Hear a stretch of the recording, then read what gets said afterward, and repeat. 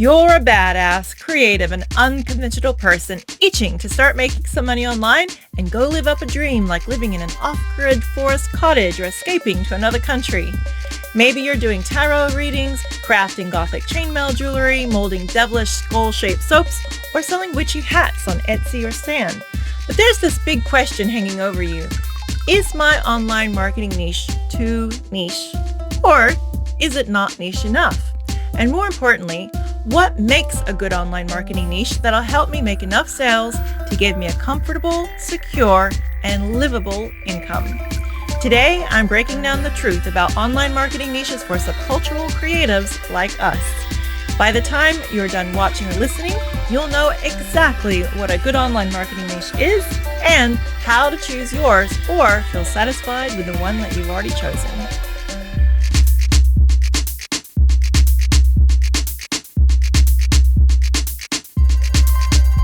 Welcome to Hexotica, your permission slip to bypass society's conventional programming and start crafting an alternative lifestyle of self-reliance and freedom.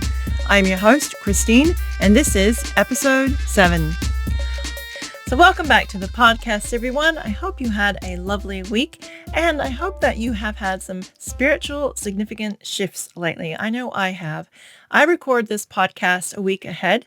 So last week was the Lionsgate portal, and whether you believe in that or not, I believe that any day that you decide is significant for you spiritually does become significant. And when a lot of people around the world believe something is true, that there is something in that. And I know for me personally, I have had some significant spiritual shifts this year and just in the last few weeks especially. These are things that I hope to talk about in future podcasts. But for now, I will just hint at I've had a lot of very significant signs, a lot of coincidences, a lot of synchronicities, a lot of amazing things have happened. And if you want to understand what I mean by signs, go and watch the latest interview with Stephen Bartlett interviewing Tara Swart on the Diary of CEO. She just put out a new book on signs, and that interview blew my socks off. The first interview blew my socks off as well, which was like a couple of years ago. And I was not surprised to find that Stephen Bartlett said that interview was the most watched, most downloaded, significant interview that he's done, which is mind-blowing because he's had people on there like Michelle Obama, like all these huge big names, right? But it was an interview with somebody writing about the law of attraction and neuroplasticity and intention that he said literally changed his business. And she was on again last week, and that interview also was mind-blowing because she revealed a lot of things that she couldn't talk about or didn't want to talk about in the first interview. It was still a bit too raw. That really, for me, underlined a lot of the things that I've strongly believed for a long time, but that I'm really feeling a lot more of lately. And this podcast is also about marketing and business, but it is very spiritually infused. I believe that so much of what we bring into the world, what we create, it comes from a divine place. Inspiration is divine guidance. And that if we tap into this divine guidance, we can create more and more easily, faster, with more joy, with more ease. So go and watch that podcast. And also, just as I mentioned, I have a very significant and special guest coming up for episode 10. My plan is that every 10 episodes, I'm going to interview someone special. And I have a psychic energy clearer coming on the 10th. And I'm so excited about introducing you to her and talking about what it is like to have a business doing something that is that alternative and a little bit different and how to make a living from it. So we're going to be talking about that as well as what she does. But for today, we are talking about marketing niches and how do you know if an online marketing niche is right for you?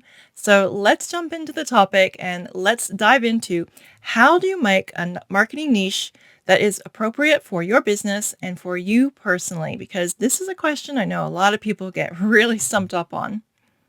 And I'm going to help you get clear on your niche and how to position your brand and why a strong aesthetic can be like a secret weapon, okay? By defining what an online marketing niche is in the first place. Let's get the basics out of the way in case you're unclear about what exactly we're talking about here.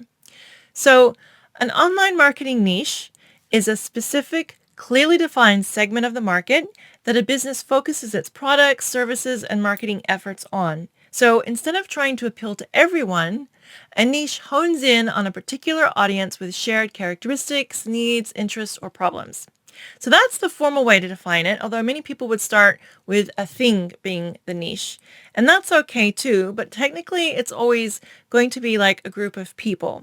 So one way to define it is through your target audience or tribe.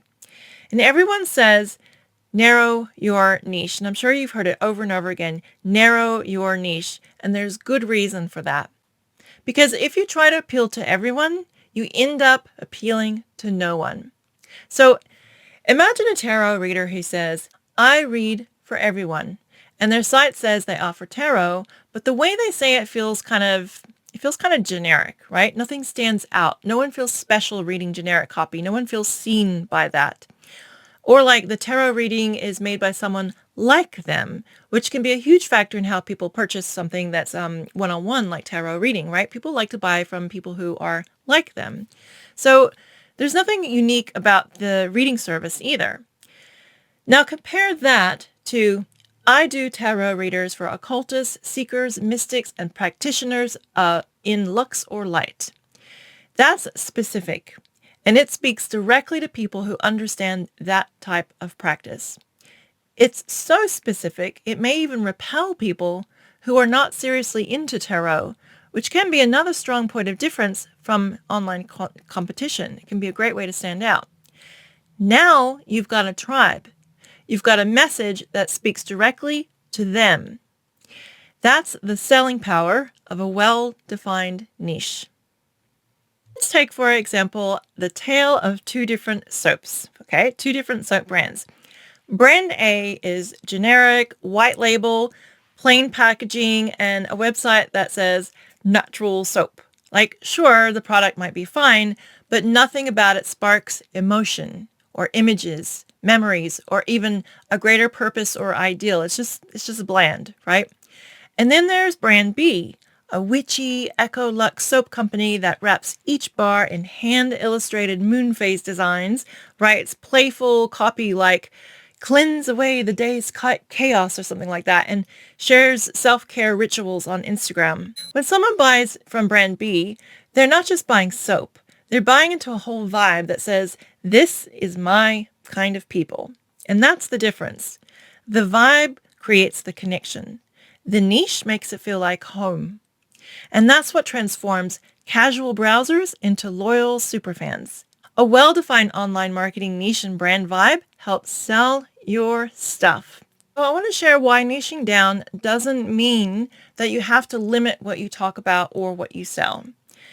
Because in my experience, over 9 years working as a freelance social media manager and marketing consultant, the thing that I saw freak people out the most about the idea of niching down was that they would no longer get to talk about all the things that they're interested in. It basically sounds like creative death to creative neurospicy people, right? I know it certainly did for me. I launched Hexotica's blog with 7 different topics, all the things I loved. Self-transformation, including self-improvement and productivity, building a creative business and exploring all the ways to make money online, digital marketing, writing, especially diary writing and copywriting, alternative lifestyles, like the goth subculture, living child-free, and rejecting religion in favor of manifesting witchcraft, the law of attraction, which I was the most hesitant about, and I wasn't sure if I should keep that at all, but turned out to be my number one traffic generator, and digital nomadism, including living rent-free as an international pet sitter. So I chose to flat out ignore the niche down advice I heard and continue to just blog about all of those things. I just knew that if I niched down too much, I would lose interest and I'd lose motivation to do anything because my ADHD brain, like other ADHD brains out there, we crave novelty like an adrenaline junkie craves cliff jumping. Like we have to have different things to get interested in. We just get bored and we lose motivation. And I knew that. So I knew I had to make variety for myself. And as it turned out, I realized that I was already niched from the start when I chose to rank the blog for alternative lifestyles. And if anything, all I needed to do to increase my online traffic was to be less hesitant to talk more directly about goths and manifesting and witchcraft and how much I despise fascist Christian evangelical bullshit. So you absolutely can lean hard into your weirdest, most wonderful niche interest and make a living with it online, so long as you are creating value for people. That's the key thing. So go and read Seth Godin's Purple Cow if you want to learn why standing out in a wildly innovative, alternative way can help your brand stand out and be remarkable. I mean, anything by Seth Godin is amazing, but reading Purple Cow is it's like releasing your imagination into a jumping castle for marketing ideas. I mean, I never wanted to leave. I love that book. And it'll help you understand that being different can equate to good marketing. It's less about just standing out too. It's more about creating amazing value and experiences for people, especially your people, the ones who will get it. Now, let's drill down on how to choose a niche, because that can also stump a lot of people up. So here's how to choose a banging online marketing niche for your creative business. So the good news is there are two paths you can go when you niche down, right? So the first one is that you can sell a very niche down thing to a very broad audience. So this works especially well for brands that have very few actual products because they specialize in like one niched down thing.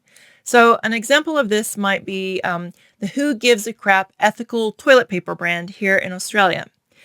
They only sell toilet paper and they do it really well with a wide audience, but it's a very niched kind of product. It's ethical toilet paper that literally is wrapped in paper that says, "Who gives a crap?" It's hilarious. And if you go anywhere in Australia, you'll see it in everyone's bathroom, anyone who cares about the environment. The other way you can go is to sell an extremely narrow segment of people in an available market, but sell many different types of products to them. So for example, Hot Topic in the US is a huge corporate gothic clothing chain store with a large variety of products. But they're all very, very tightly targeted to alternative subcultures and mainly youth culture at that. So this is great news for you if you're a creative and you have like a strong alternative lifestyle aesthetic. Like if you've been racking your brain over what to niche down on, now you know you don't have to. So just niche according to your aesthetic and then go wild with whatever it is that you want to make, sell, and talk about online. So let's walk you through each decision point from the top so that you can work out which direction works best for you, whether to go narrow or to go wide. So here's a quick 10-step pathway to working out what niche might suit your creative interests best. Okay. Number 1, list out all of your passions. Write down what lights you up creatively, like topics, mediums, communities, and aesthetics, right? Anything that you like to work with. Pinpoint your quirks, your obsessions, or your subcultures, anything that you're a part of, right? That can be your secret sauce. So examples of great niche interests may be a type of alternative healing, child-free living, or digital nomadism. Or one of the dozens of core aesthetics, for example, cottagecore, goblincore, lovecore. I love all the cores. You know, there's a whole Wikipedia of cores, right? It's amazing. Number 2, identify your strengths. Note what people often praise you for. Like if you have people telling you that you have great style or you have great ideas in a certain area or great skill, that also can help you decide what your niche should be. Number 3, define who you want to help. Now think about the kind of people that you would just love to work with, the kind of people that you would, if you imagine that you were in a 9-to-5 office all day long, like what kind of people would you want in the office with you? You can do that when you run your own business because you're the boss. Number 4, pinpoint a problem you can solve. So what struggles or desires does your audience have that you can creatively answer? So most creatives sell what they want to sell, and they're not thinking what other people are actually asking for or seeking out. And that's fine if you want to run a hobby business. But if you want to make a living, then you need to work the other way around. So I'll explain in a bit why every product and service solves a problem for someone, even if it's like a luxury item, even if it's like a piece of jewelry. Number 5, check where your passions and your problems overlap. So the sweet spot here is where what you love creating also solves a need. That's what we're looking for. Number 6, research the market. Got to research, guys. Look at the competition, look at online communities, look at what trends, and see what's working and what's missing. If you're not seeing any evidence whatsoever of what you want to sell, you might have to think twice about it, or you might have to test it. It's better to try to find an existing market than to try to create a completely new, crazy one. Number 7, the test.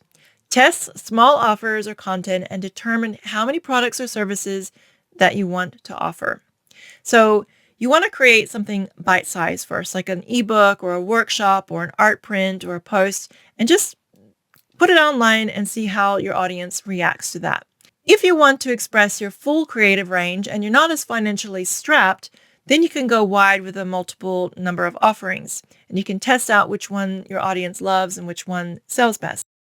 If you want to keep it simple and make money faster, though, I recommend picking one product or service and sticking to it just to test it out, and then quickly moving on to the next if that one doesn't work out. You want to try to maybe keep it a bit fast at this point.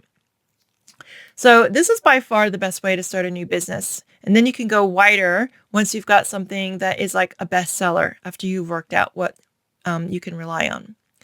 Number 8, refine through feedback.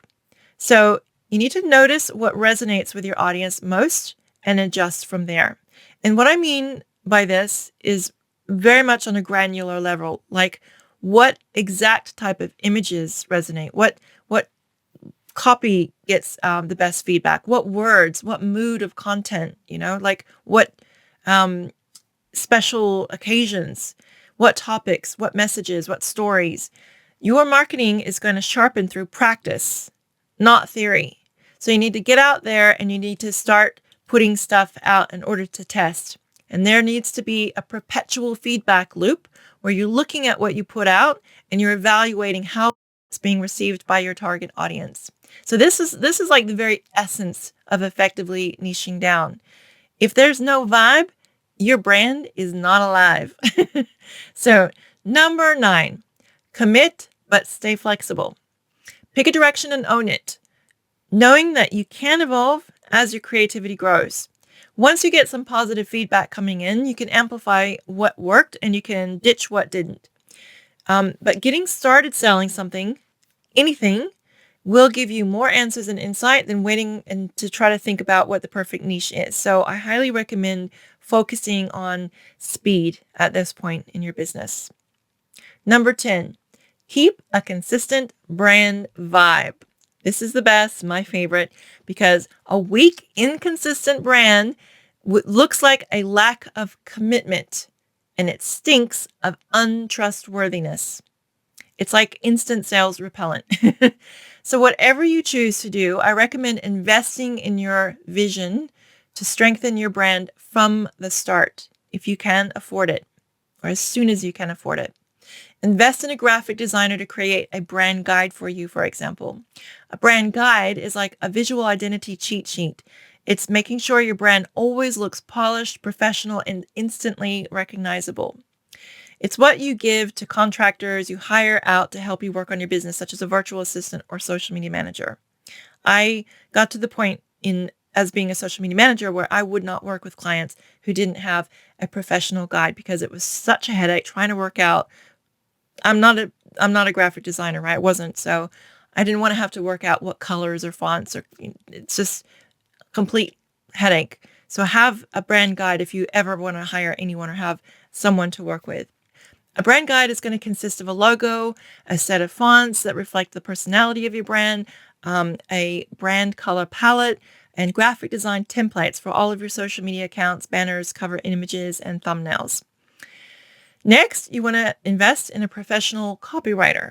So a copywriter can help you turn your ideas into clear, compelling messages that attract the right people, build trust, and inspire action. This is crucial for a distinctive, vibe-driven niche brand. Additionally, invest in a marketing strategy so that your niche brand grows with purpose instead of relying on guesswork and luck. So strategic marketing centers your transformative message to best serve your audience, which is what a narrow niche brand is all about. These investments will help keep your brand aesthetic and messaging consistent. So let's talk about the risk now of going either too narrow or too wide. And importantly, how to know if you have gone too narrow.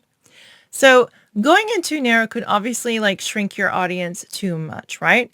But the true risk is that a niche that is too tightly focused is going to make your brand a commodity in the market. And what I mean by that is that it will be useful for a very short period of time for only the people that need it for a certain time. And then once they need, they're going to move on. So I noticed this in the years that I was actively studying online marketing. I would move from one teacher and content creator to the next, and I'd find someone else and I'd learn something from them and I'd move on to the next ones. And the ones who were focused on one software and how to use it, for example, they were useful to me only for as long as I was subscribed to that one particular software. Or if they were teaching one particular type of thing, like how to write Instagram bios or welcome sequences, they were useful to me only while I needed to do that. And once I learned it, if they kept talking about the same things, I would move on. So the biggest mistake with going too narrow, it's not that you are talking about something narrow at first, like focusing down on a software or type of avatar or thing, that it's an extremely savvy way to gain an audience, right? That's not the mistake. The mistake is that if you stay too narrow with what you talk about, your audience may outgrow you. Because people online, they love to extract, and they extract fast. They will take what they need from you and from your marketing, and they will move on unless you have more to entice them to stay longer. So this is a mistake that I see noob marketers make. They give away all the pain-killing pills all at once. But the marketicians, people who know what they're doing online, they release their painkillers slowly and in small increments over time. They are experts in how to leave just enough wound, just enough story loops open, anticipation and agitation for more. They keep people coming back for their products and services. They kind of tease. So when your online marketing niche is too narrow, you set your business up for speedy extraction followed by dismissal.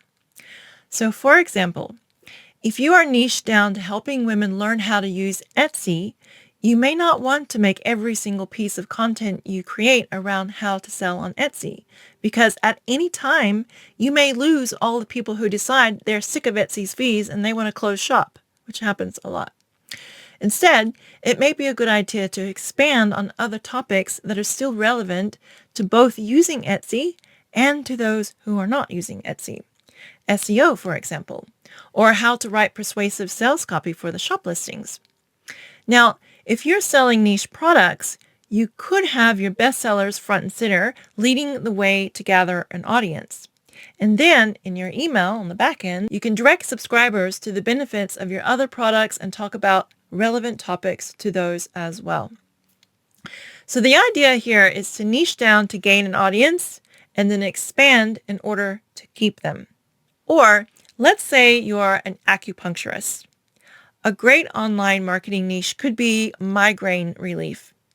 So you focus your migraine relief opt-in offers, your special offers, and your content. It's all around helping people with their migraines, right? But then after people follow and subscribed to get the pill of the migraine relief, you introduce and educate them on all the other ways that you can help them with acupuncture. Now that they know how helpful you were with the migraine, they trust you. They are actively listening and seeking more to consume from your marketing. So this is how you create a world for people to maintain their interest in your brand. A playground of content and offers for people to explore and to continue to learn and to enjoy. And the concept of world building in online marketing is it's a personal favorite of mine because it's at the core of cult brand building. So definitely stay tuned for more of that here on Hexotica. I love talking about cult brand building and marketing. Now, you'll know if you have gone too far with your niche if you are unable to keep followers or subscribers in your world. So some of the signs of a niche that is too narrow look like literal extraction. For example, people are signing up to your email opt-in and then they're unsubscribing as soon as they get it. Or they're leaving comments on how helpful or amazing your content is, but then nobody is hitting the damn follow button. That's not getting the loyalty you want, right? That is a sign that you are just giving symptom relief. You're giving them too many painkillers and not enough craving for the cure. A juicy, enticing, marketician-styled social media sales funnel is going to tickle and tease people with the promise of transformation. It seduces and it hints at so much more to come. So much more that they could learn that'll help improve their lives. And all they got to do is stick around and you'll deliver. That's the difference. No extraction, just magnetism. There's no extraction happening here, darling. If you want the goods, you got to stick around. So here's the risk of going too wide and how to know if you have. So on the other hand, the risks of going too wide and trying to sell to everyone will get you nowhere. And unfortunately, this is the majority of online businesses. Over the years, when I worked as a freelance social media manager, it was very difficult to get my social media consulting clients to understand that just because everyone could use their products or services, it didn't mean that we should market to everyone. Brands that try to market to everyone just come off as generic and forgettable. And they use the same free stock images off Pixabay that everyone else uses. Social media managers who have seen all those free images a million times before get embarrassed for them. I mean, no cap. It's fringe as fuck.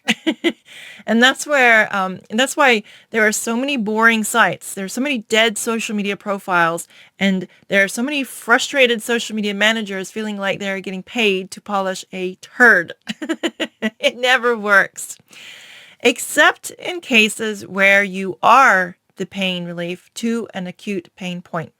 So for example, doctors, plumbers, pest control, they can all get away with being bland as oatmeal because their services are not optional in life. They are necessary painkillers. The problem with an online marketing niche that is too wide is that it's going to be ineffective. So for most businesses, if you have a watered down, boring, and unclear niche, it's not going to help you sell. People want to see what's in it for them before they follow a brand. If they can't self-identify or relate to anything in the content, they're going to ignore it. Bland marketing doesn't recognize them or speak to them in any way that adds value to their lives. And you will know if you have gone too wide because you will struggle to get any subscribers or any followers. So here's how to stand out in a saturated marketing niche. By far, one of the biggest fears that I've seen creatives have when it comes to starting a creative business is that they fear that the business they want to start is just going to be like another grain of sand on the beach. Oh, the market's too saturated. There's so many people doing pattern design. There's so many people doing, whatever soaps or massage oil, or there's so many people doing this. And my answer is always simple. When has anyone ever said, oh my God, there are too many songs.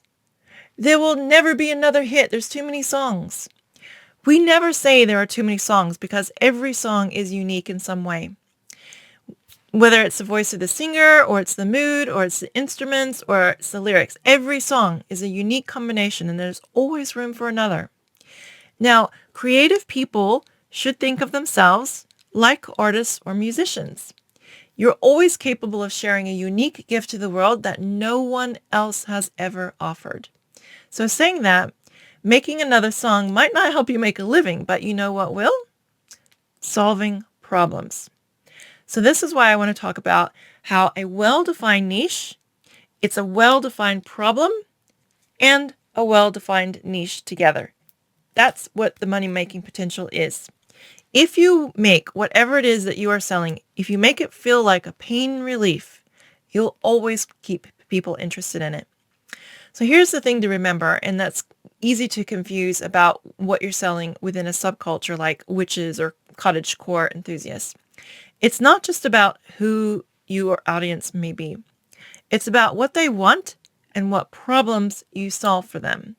So when we're talking about an online marketing niche, even though you're starting with a narrow group of people, you still want to be asking, how can I solve a problem for this group? Do this no matter what you sell. Discover all the ways that your product or service can offer any kind of relief. So get creative here. So for example, you might start off by saying that you do tarot readings for witchy women and gender diverse creatives, or handmade gothic jewelry for goths, obviously, or scented skull-shaped soaps for alternative folks. But that's just too vague, okay? So the mistake with stopping at the point of defining your niche is that you'll struggle to stand out from your competition if you stop there. A great online marketing niche is going to go one step deeper. It also defines the problem that it solves. So this is the magic here. If you can combine these two things. Your group or people and product or service are niche as fuck, yes, but what's the niche problem that you're solving in addition to that? A good niche is a specific problem that you solve for a specific type of person as well. So using the same marketing niche examples as above, let's rework them with a problem in mind. So for example, beginner-friendly tarot reading for witchy women and gender diverse creatives. With one instant tweak, you solve the problem of people who may know absolutely nothing about tarot or what any of the cards mean. It lowers the intimidation and fear barrier for anyone excited to get a reading who may be like too embarrassed that they are complete noobs. It invites them to ask all the silly questions about the reading that they may have. So in this case, you're solving the problem of that lack of understanding. And you're combining doing your tarot reading for witches with solving a problem. It's just small little tweaks sometimes that can combine these two and really make your marketing a lot more powerful. Example number 2, handmade, ethically sourced gothic jewelry for goths.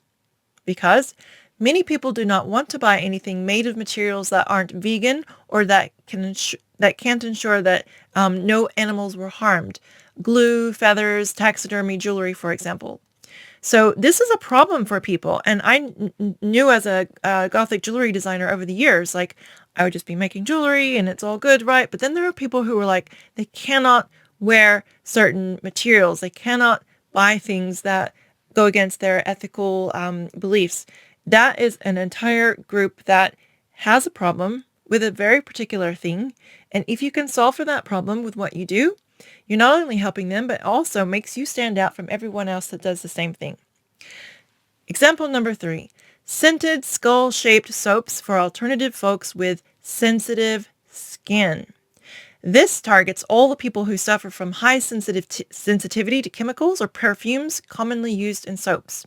So you go that one little step deeper, that one step further, and you solve a problem that people may have around what you're doing.